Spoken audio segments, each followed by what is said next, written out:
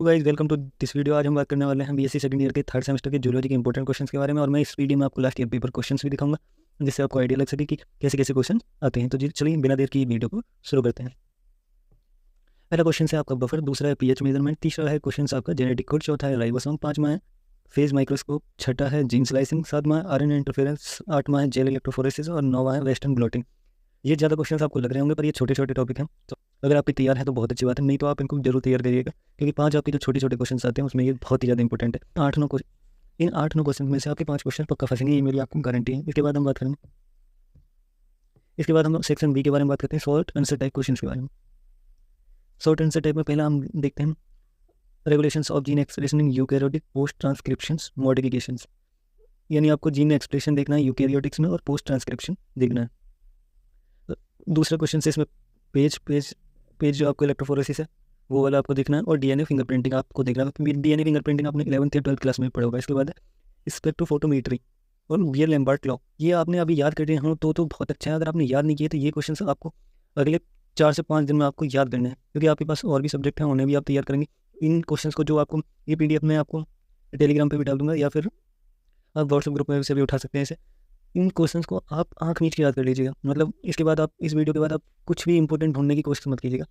इसी वीडियो के जो इंपॉर्टेंट मैंने बताए सिर्फ उन्हीं को आप याद करके चलिए जाइएगा। अगर आपको कुछ भी तैयार नहीं है अभी तक तो आप अगले 20 दिन हैं आपके पास, तो आप इन्हीं क्वेश्चंस को तैयार करें। ज़्यादा आप इधर उधर घूमने की कोशिश ना करें या और क्वेश्चंस ढूंढने की कोशिश ना करें। अगर आप CCSU से हैं तो आप बिल्कुल भी किसी भी तरीके की इधर उधर कोशिश नहीं करें, आप इन्हीं क्वेश्चंस को तैयार करें, नहीं तो आपको बहुत ही ज़्यादा नुकसान होगा। अगर आप पेपर देके आएंगे और बाद में इस वीडियो को खोल के देखेंगे 100% क्वेश्चन भी इससे फंस जाते हैं। पिछली बार की अगर आप वीडियो देखेंगे और ये जो मैं आपको पेपर दिखाऊंगा, एक क्वेश्चन को छोड़कर सारे क्वेश्चन इसी में से फंसे हैं।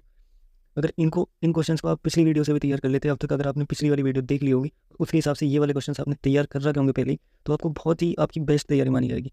आप पेपर को बहुत अच्छे से करके आएंगे, आपके 75 में से 70 मार्क्स पक्के हो सकते हैं। इसके बाद हम फोर्थ क्वेश्चन की बात करेंगे, तो फोर्थ क्वेश्चन से लैक और ट्राइपोप्रोन के बारे में देखेंगे। इसके बाद क्रोमेटोग्राफी सेक्शन C के बारे में बात करेंगे। जीन फंक्शंस लॉन्ग में आएगा, जीन फंक्शंस जो है इनिशिएशन, इलॉन्गेशन और transmission of transcription and translation in prokaryotic and eukaryotic. Question आपका बहुत लंबा है और आप अगर आप बुक से करेंगे तो बहुत लंबा है। इन क्वेश्चंस को आप जो मैं आपको बता रहा हूँ इनको क्या करिएगा, अगर आपको अभी तैयार नहीं है तो आप यूट्यूब पर जाइए, क्वेश्चंस वाइज इनको सर्च करिए और आप अपनी नोटबुक में इनको लिख लीजिए और फिर इनको अभी से याद करना चालू करिए। 100% आपको, अगर अभी आपकी तैयारी नहीं है तो अभी आप बहुत अच्छा स्कोर कर सकते हैं। मान के चलिए अगर आप बिल्कुल भी तैयार नहीं है, एक भी क्वेश्चन तैयार नहीं है आपको, तो जब भी आप 60+ कराएंगे, अगर आप इन क्वेश्चन को तैयार कर लेते हैं अभी, और बुक में से अगर आपको दिक्कत होती है कि बुक नहीं पढ़ी जा रही है तो आप यूट्यूब पर सर्च मारिए और उनकी नोट्स को लिख लीजिए किसी भी टीचर के उठा के। ज़्यादातर टीचर्स इंग्लिश में पढ़ाते हैं तो हिंदी में ढूंढिए नोट्स, और इंग्लिश में पढ़ाते हैं तो उसको अपनी बुक से ही लेकर ट्रांसलेट करके लिख लीजिए। तो अगर वो जो पढ़ा रहे हैं वो आपको थोड़ा बहुत तो समझ में आता होगा कि हर कॉलेज में प्योर हिंदी में तो नहीं पढ़ाया जाता, तो इंग्लिश के टर्म तो यूज़ किए जाते हैं, तो वो टर्म आपको आप सेकंड ईयर में तो इतना तो समझ में आता होगा। फर्स्ट ईयर वाले होते तो अलग बात थी, सेकंड ईयर में इतना समझ में आने लगता है कि क्या आप बताना चाह रहे हैं। इंग्लिश हमें समझ में भी आती है, हमको समझ में आती है, पर हम बोल नहीं पाएंगे और लिख नहीं पाएंगे जो हम हिंदी वाले स्टूडेंट्स हैं। तो आप यही करिएगा कि इंग्लिश में पढ़ाएं, हिंदी में पढ़ाएं, उसको अपनी बुक की हेल्प से ट्रांसलेट करके 3-4 जो आपके पेज के नोट्स बनाइए क्वेश्चन के, और आराम से उसको पढ़ना चालू कीजिए। आपको बहुत अच्छी तैयारी हो जाएगी। आपके पास 3 सब्जेक्ट है, तीनों सब्जेक्ट को आराम से पढ़िए बैठ के, 2-2 घंटे दीजिए और बेस्ट तैयारी कीजिए। इसके बाद हम बात करेंगे principle of centrifugation and it's rotors type. Centrifugation जो है उसके बारे में देखना है, उसके रोटर्स के जो टाइप हैं उनके बारे में आपको देखना है। इसके बाद PCR, लाइट माइक्रोस्कोप और RNA पॉलीमरेज। अगर आप लास्ट ईयर वीडियो देखेंगे तो उसमें से ये सारे क्वेश्चन फंसे हैं, ठीक है। RNA पॉलीमरेज लास्ट ईयर आपका पूछा गया है।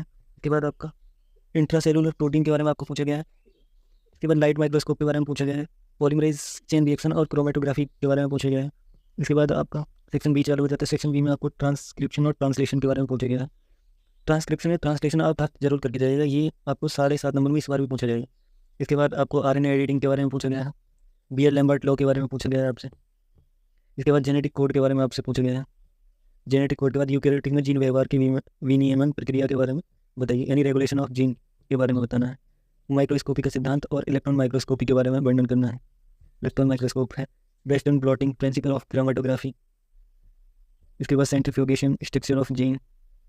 ये जो आपके ये मोस्ट इंपॉर्टेंट थे, मैंने लास्ट ईयर जब बताए थे तो लास्ट ईयर से काफ़ी ज़्यादा फंसे थे। इस बार भी उम्मीद है इसमें से बहुत ज़्यादा क्वेश्चन सिमिलर हैं, तो बहुत ज़्यादा क्वेश्चन आएंगे। देखिए जो इंपॉर्टेंट क्वेश्चन हैं ना, अगर वो प्रीवियस ईयर बेस से चलते हैं, अगर प्रीवियस ईयर बेस क्वेश्चन पूछे जा रहे हैं तो उम्मीद है कि ऐसे ही क्वेश्चन आएंगे। अगर थोड़ा बहुत बदलाव होता है तो वो सभी के लिए होगा, तो आप कोशिश कीजिएगा कि आप इन्हीं को तैयार करें। अगर आपका कुछ तैयार नहीं है तो 99% आपको यही तैयार करना है, क्योंकि जब क्लासरूम में जाके पेपर देते हैं तो याद आता है कि उस वीडियो में हमने ऐसा देखा था, काश मैं जब ही उसे याद कर लेता। जो अब आप देख के जाओगे उसका आपको अफसोस ना रहे उस टाइम पे कि मैं उसे नहीं कर पाया। तो इसलिए आप बहुत अच्छे से फोकस होकर इनको तैयार कीजिएगा, जो जो मैंने आपको अभी बताया है, इन वाले क्वेश्चन को आप तैयार कीजिएगा। और आपकी बॉटनी और केमिस्ट्री की वीडियो भी कल या परसों में दोनों वीडियो आ जाएंगी, तो आप आराम से तैयार कीजिएगा। उनमें भी मैं प्रीवियस ईयर आपको दिखाऊंगा, जिससे आपको आइडिया लग सके कि प्रीवियस ईयर में कैसे क्वेश्चन पूछेंगे। तो अगर आपको और भी क्वेश्चन देखने हैं तो मैं आपको लिंक, आपको डिस्क्रिप्शन में एक लिंक दूंगा, उस पर आप या आप चैनल में जाकर देखेंगे तो आपको थर्ड सेमेस्टर के 4 से 5 वीडियो मिलेंगे जूलॉजी, बॉटनी और केमिस्ट्री के। तो आप आराम से उनको देखिए, एक पेपर पे उनको नोट कीजिए और उनको पढ़ना चालू कीजिए। तो मिलते हैं अगली वीडियो में, तब तक के लिए goodbye, thank you, thanks for watching.